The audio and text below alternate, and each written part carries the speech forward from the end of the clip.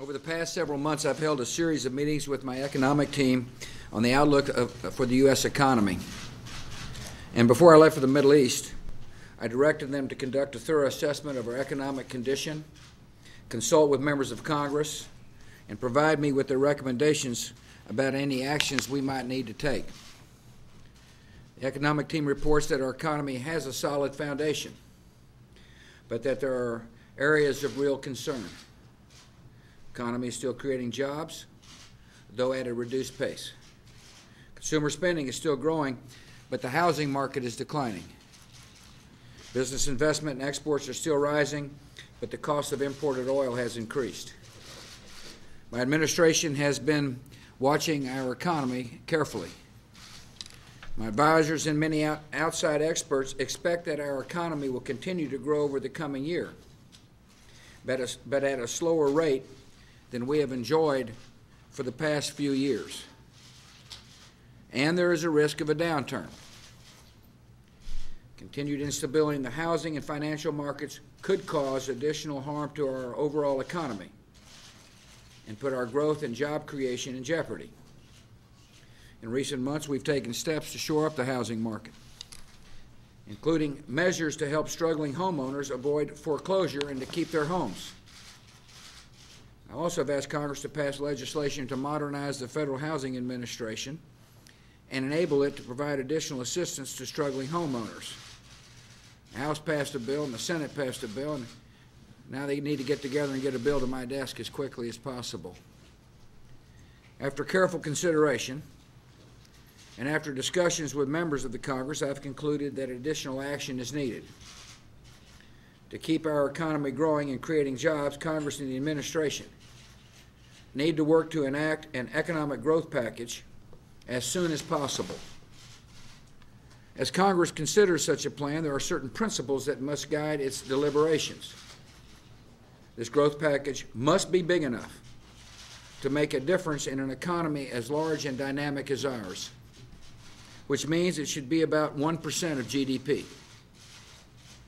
This growth package must be built on broad-based tax relief that will directly affect economic growth, and not the kind of spending projects that would have little immediate impact on our economy.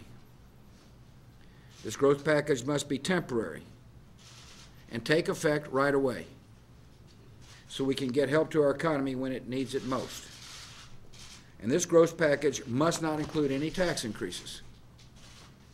Specifically, this growth package should bolster both business investment and consumer spending, which are critical to economic growth.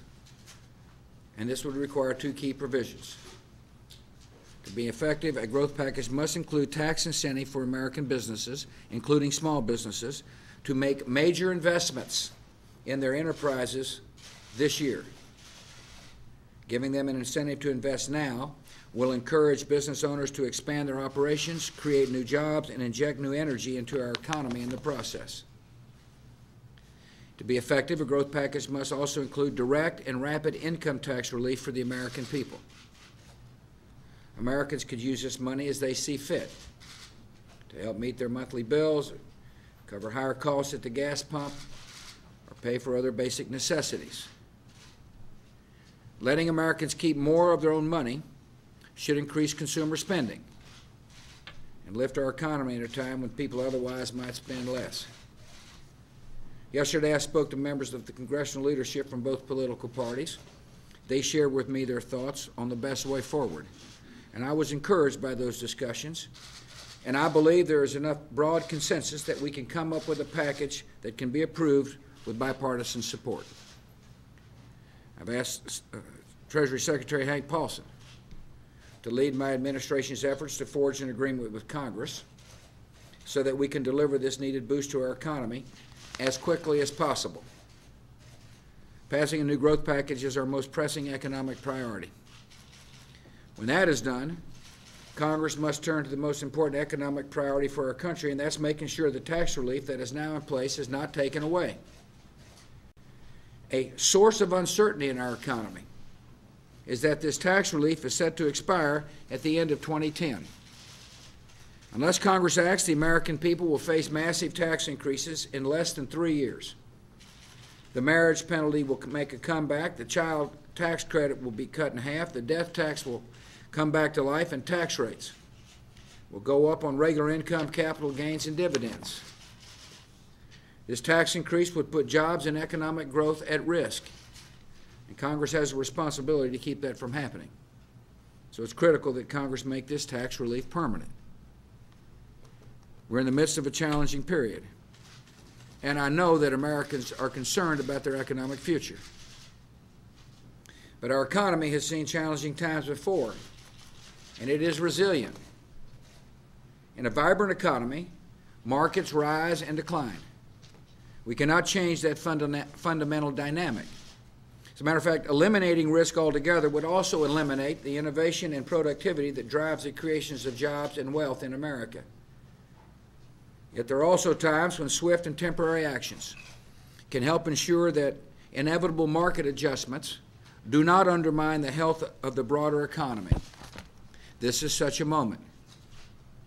By passing an effective growth package quickly, we can provide a shot in the arm to keep a fundamentally strong economy healthy. And it will help keep economic sectors that are going through adjustments, such as the housing market, from adversely affecting other parts of our economy. I'm optimistic about our economic future because Americans have shown time and again that they are the most industrious, creative, and enterprising people in the world. That's what has made our economy strong, and that is what will make us stronger in the challenging times ahead. Thank you.